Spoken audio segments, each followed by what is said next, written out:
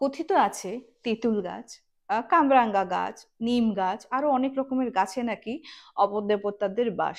কিন্তু সত্যি কথা বলতে গেলে সব তেঁতুল গাছে যে ভূত থাকে তেমন নয়, বা সব কামরাঙ্গা গাছে বা ওই রকম গাছে ভূত থাকে তেমন নয়, কিন্তু এগুলি না এন্টিটিদের ইজিলি অ্যাট্রাক্ট করে।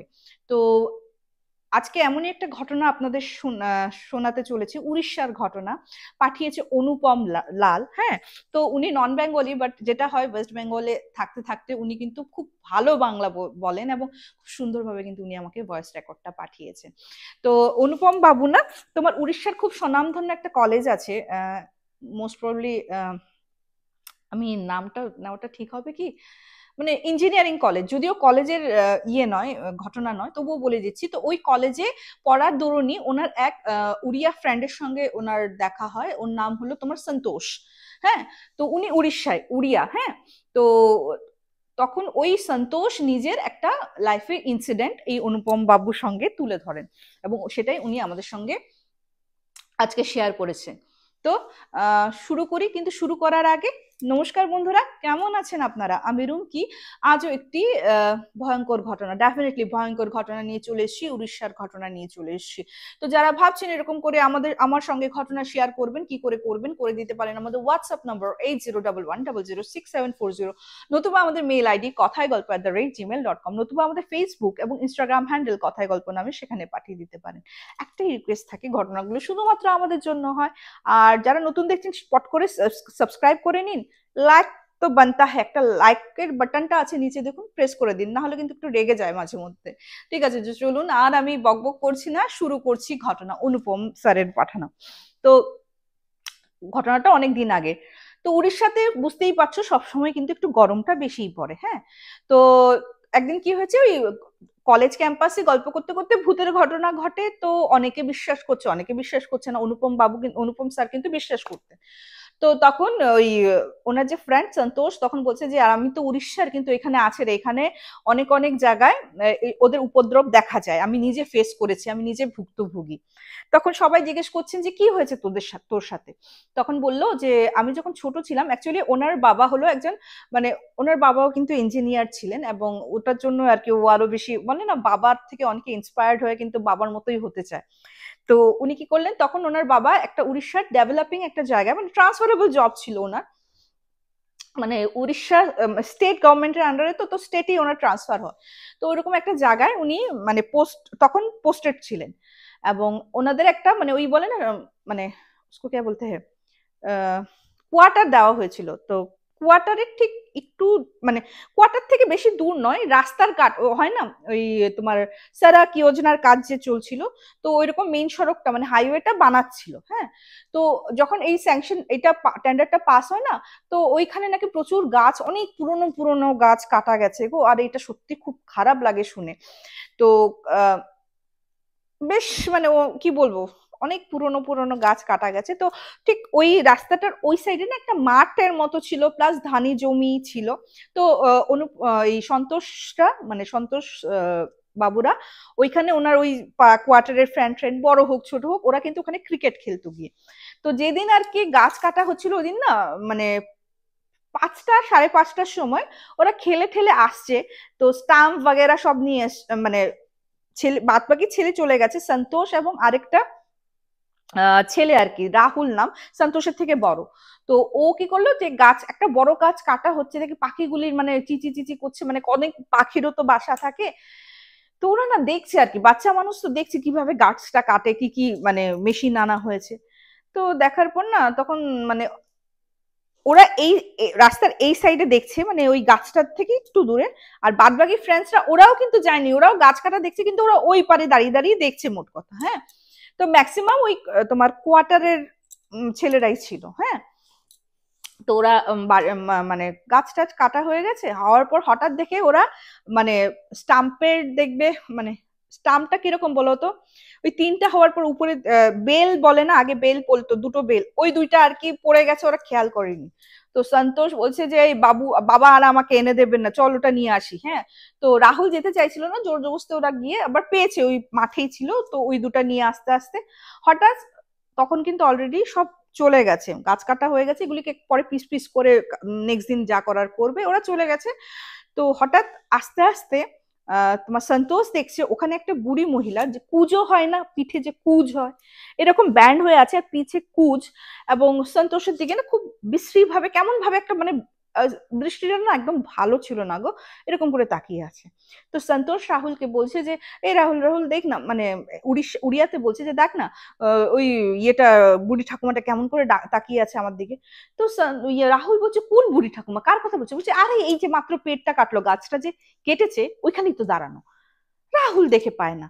তো রাহুল বলছে কার কথা বলছিস? তো বলছে তুই কানা হয়ে গেছিস, তুই ডাক কানা, মানে যা তা রাহুলকে বকাবকি দিয়ে বলে, কারণ উনি তো দেখতে পাচ্ছেন, হ্যাঁ সন্তোষ তো দেখতে পাচ্ছে, রাহুলে দেখতে পাচ্ছে না। ওরা কিন্তু বাড়ি চলে আসলো, মানে কোয়ার্টারে চলে আসলো। কোয়ার্টারে চলে আসার পর ওই দিন সন্তোষের ধুম জ্বর, ধুম জ্বর, মানে ওটা গরমের সিজন ছিল বললাম, কুলার মানে এসি চলতো না কিন্তু কুলার ছিল, ধুম জ্বর মানে ধুম জ্বর। তো মাথায় জল পট্টি দিচ্ছে, আর না জ্বরের মধ্যে ও যেমন কানে ফিস ফিস ফিস ফিস করে কে যেন কথা বলছে, কথাগুলি বুঝতে পারছে না। ওর মাকে জিজ্ঞেস করছে মা তুমি কিছু বলছো আমার কানে এসে ফিস ফিস করে?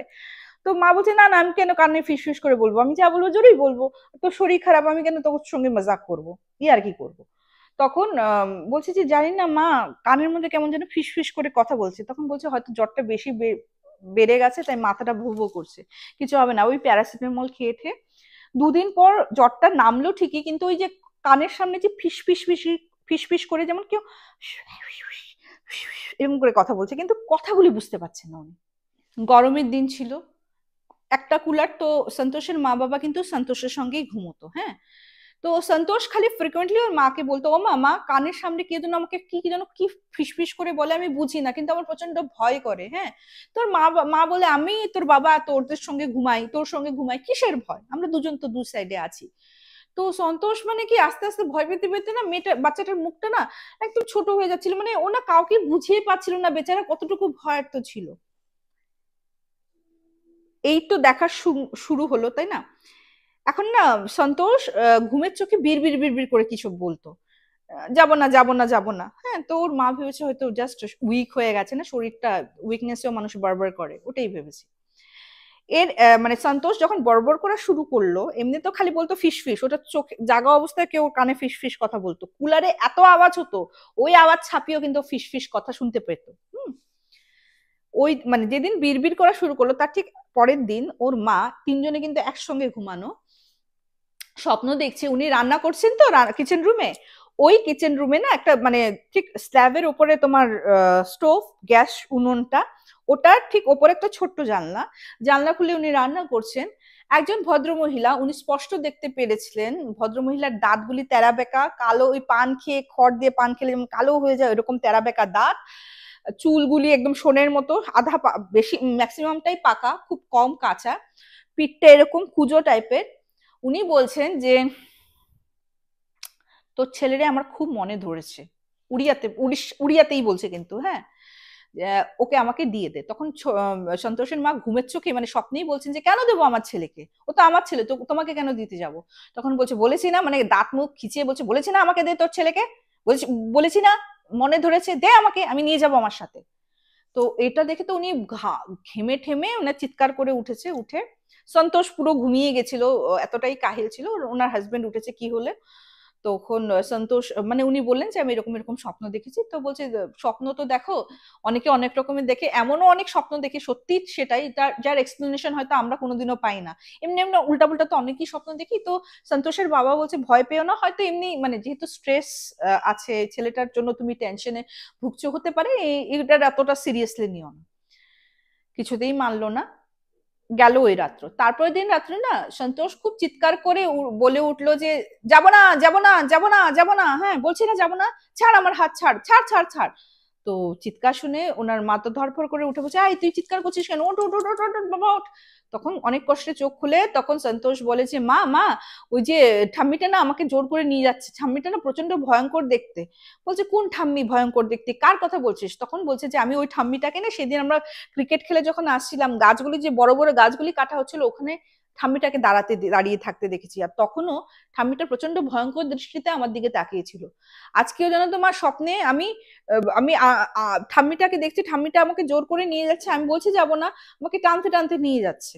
তো ওর বাবা মানে যখন ডিসক্রিপশন শুনলো তখন মানে ওর বাবা দুজনকে নাকি বকা দিয়েছেন, ওর মাকেও বকা দিয়েছে, সন্তোষকেও বকা দিয়েছে যে মা বেটি মানে মা বেটা মিল্লা উল্টা পুল্টা প্রোগ্রাম দেখো টিভি, অ্যান্ড ওটার জন্যই তোমাদের এই রকম অবস্থা। হ্যাঁ, তো খুব বকা দিয়েছে, মানে ওর মাকে শুনতে দেখেছে বোধহয়, মানে সন্তোষের বাবা বলছে লাস্ট রাত্রে তুমি বলেছো ওই ডেসক্রিপশনটাই তোমার ছেলে দেখে এখন তোমার ছেলে উল্টাপুল্টা হ্যালুসিনেট করছে, তো দুজনকে বকা দিয়ে ঘুম পাড়িয়ে দিয়েছে।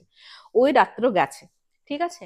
তারপরের দিন রাত্রে সন্তোষ অ্যাজ ইউজুয়াল বিড়বিড় করছে, ওর মা কিন্তু আর স্বপ্ন দেখেনি। পরের দিন ওনার না মানে সন্তোষের বাবার মর্নিং ওয়াক যাওয়ার একটা অভ্যাস ছিল, ভোর 6টার সময় ওনার কোয়ার্টারের একই তো মানে জায়গায় অলমোস্ট সবাই কাজ করে, তো ওরা একটু মর্নিং ওয়াক করতো, আধা ঘন্টা 45 মিনিটস ওয়াক করে চলে আসতো। ওই দিন ভোর 5:30টার সময় সন্তোষের মাকে বলছে আমি যাচ্ছি, মানে মর্নিং ওয়াকে যাচ্ছি, আমি বাড়ি দিয়ে লাগিয়ে যাচ্ছি। তো সন্তোষের মা বলছে আজকে একটু আগেই যাচ্ছ, বলছে না যাচ্ছি আমার ভালো লাগছে না, বলে উনি বেরিয়ে গেলেন। ঠিক 6টা 5 না 10-এ উনি এসেছেন, এসে সন্তোষের মাকে বলছে যে তুমি আর তোমার মানে ছেলে আর কি তাতে স্নান টান করে রেডি হও, আমরা 7টার মধ্যে বেরিয়ে যাব।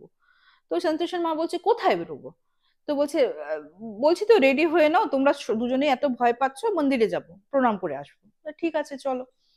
তো উনার না মানে সন্তোষের মা আর কি পরে সন্তোষকে রিভিল করে, আমি তখন থেকেই ভাবছি তোর বাবার আবার হঠাৎ কি হলো, এতদিন 2 দিন আমাদের দুজনকেই বকা দিল, লাস্ট রাত্রেও বকা দিল, বললো যে আমরা উল্টা পুল্টা প্রোগ্রাম দেখি, তো হঠাৎ আবার মন্দিরে কেন নিয়ে যাবে? ওনার মনে কোয়েশ্চেনটা আসছে, বাট ওনার হাজব্যান্ডকে পট করে কোনো কোয়েশ্চেন করতেন না আর কি। তো 7টার সময় ওরা বেরোলো এবং একটা না মাটির বাড়িতে নিয়ে গেলেন, এবং ওখানে না একজন ভদ্রলোক ওই অরেঞ্জ কালারের একটা কাপড় লুঙ্গির মতো পরা, রুদ্রাক্ষ গলায় ধারণ করা, এবং ওনারা যাওয়ার পরেই উঠানে না তোমার আসন পেতে দিলেন, তো বললো বসন্তী মানে বসো। তো বসেছে, বসার পর বলছে যে কি হয়েছে, তখন ইয়ে সন্তোষের বাবা বললো যে আগে তো আমার ছেলে এবং আমার ওয়াইফের সঙ্গে হয়েছে, ওরা বলুক তারপরে আমি বলছি। তো ছেলে বললো যে এরকম এরকম সেদিন প্রথম দেখা, মানে ওই গাছ কাটা যে হয়েছিল। তো তখন হঠাৎ পুরোহিত বললেন, মানে ওঝাটা বললেন যে কোন গাছ? ওই যে ওই তোমাদের কোয়ার্টারের পাশে যে ওই গাছগুলি কাটা হয়েছে, মেন সড়কের যে কাজ হচ্ছে। বলছে হ্যাঁ হ্যাঁ, ওখানে তো মাঠ আছে না, ওখানে খেলতে যেতাম। বলছে আচ্ছা। তো এরকম করে বলছে ও আচ্ছা, মানে অ্যাজ ইফ উনি জানতেনি। হ্যাঁ, তো ঠিক আছে। তারপর ওনার মা বললেন যে এরকম এরকম আমি স্বপ্নে দেখেছি একজন বৃদ্ধ মহিলার কথা, যে আমার বাচ্চাকে বলছে দে আমার, তোর বাচ্চাটাকে দে। তখন তারপর বলছে সন্তোষের বাবা বলছে ওরা তো সব স্বপ্নে দেখেছে, এখন আমি কি দেখেছি শুনুন। কালকে খুব গরম পড়েছিল, কারেন্টটা চলে গেছে, কুলারটা মানে চলছিল না। হ্যাঁ, ফ্যান চললেও মানে ইনভার্টারে তো ফ্যান চলে, কুলারটা চালায় না ওনারা, ফ্যান চলছিল কিন্তু ওনার সাফোকেশন ফিল হচ্ছিল। তো উনি কোয়ার্টারে গ্রাউন্ড ফ্লোরে থাকে, মানে গ্রাউন্ড ফ্লোর এন্ড উপরের ফ্লোর আর কিন্তু নেই কোয়ার্টারের কোনো ফ্লোর, আর ওখানে কোনো গেট নেই, বেড়া নেই, এক কোয়ার্টারের থেকে আরেক কোয়ার্টার মানুষ এমনি এমনি যেতে পারে। তো উনি গরম লাগার জন্য দরজা তখন কটা হবে, 2:30 পৌনে 3টা হবে। তো উনি বাইরে বেরিয়েছেন, ওনার চৌহুদ্দিতে দেখেন উনি রাত্রে অন্ধকারে অতটা ঠাহর করতে পারেননি দাঁত কেমন ছিল বা কি ছিল, উনি দেখেছেন একজন মহিলা, দেখেছেন চুল ছাড়া, এরকম করে মানে উবু হয়ে, পিঠের মধ্যে কুজোটা ঠিকই দেখেছেন, ওনাদের বাউন্ডারিতে পায়চারি করছেন। হ্যাঁ, হাত দুটা পেছনে রেখে পায়চারি করছেন এবং কুজোটা উনি স্পষ্ট দেখেছেন। জাস্ট লাস্ট নাইটে ওনার ছেলে এবং ওনার ওয়াইফের প্রত্যেকটা কথা কিন্তু ওনার মাথায় কানে বাজতে লাগলো, মাথায় আসতে লাগলো, সঙ্গে সঙ্গে উনি ঘরে প্রবেশ করলেন এবং তাড়াতাড়ি সিটকানি মেরে দিলেন। আর সারা রাত্র ভদ্রলোক ঘুমাননি, তাই ওই দিন ভোরবেলা উনি বেরিয়ে গেছেন। কোথায় বেরিয়েছিলেন? মর্নিং ওয়াকে বেরোয়নি, স্থানীয় যে আরো কোয়ার্টারের ইয়ে ছিল, কারণ উনি অফিসে শুনতে পাচ্ছিলেন আজ এর ছেলের জ্বর, কাল ওর ছেলের জ্বর, ম্যাক্সিমাম ছেলেদের হচ্ছিল। ওদের সঙ্গে কথা বলে তো বলছে না, ও ভয় পাচ্ছিল, ওই ঝাড়িয়ে নিয়েছি। তো ওই ভদ্রলোকই এই অ্যাড্রেসটা দিয়েছে। তো বলছে যে বাইরে মানে ওই মানে যার সেই কোয়ার্টার যে কালিগের কাছে যে গেছিলেন, যার ছেলের অসুখ, উনি বললেন যে তুমি ওই ভদ্রলোকের কাছে যাও, উনি বলেছে ওর হাওয়া লেগেছিল তাই জ্বর আসছে, আর বিড়বিড় করে উল্টাপাল্টা কথা বলে কিসব বলে। ঠিক আছে, তো ওই অ্যাড্রেসেই উনি এসছেন।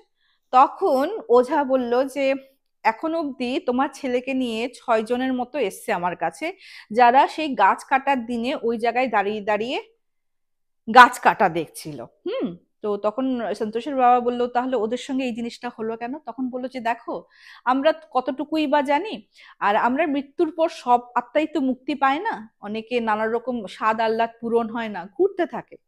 হ্যাঁ, ভূত প্রেরত নেগেটিভ এনার্জি যে যেটাই বলে। তো অনেক সময় ওরা কি করে, এরকম পুরানো গাছে বা পুরোনো বাড়িতে বা যেখানে মানুষজনের যাতায়াত কম, ওইখানে নিজের আস্তানা গাড়ে। পার্টিকুলারলি ওখানে যেই গাছগুলি ছিল, ওখানে কিন্তু একাধিক আত্মার বসবাস ছিল। তো ওনার মতে যে ওনার কালিগকে, মানে কালিগের বাচ্চাটাকে যখন দেখেছে, ওকে নাকি একটা বাচ্চা এন্টিটি ভর করেছিল, তাই ওর অতটা হার্ম হয়নি, ও জ্বর হয়েছে আর মুখে বিড়বিড় করতো, বাবা মা ওরকম কিছু দেখেনি।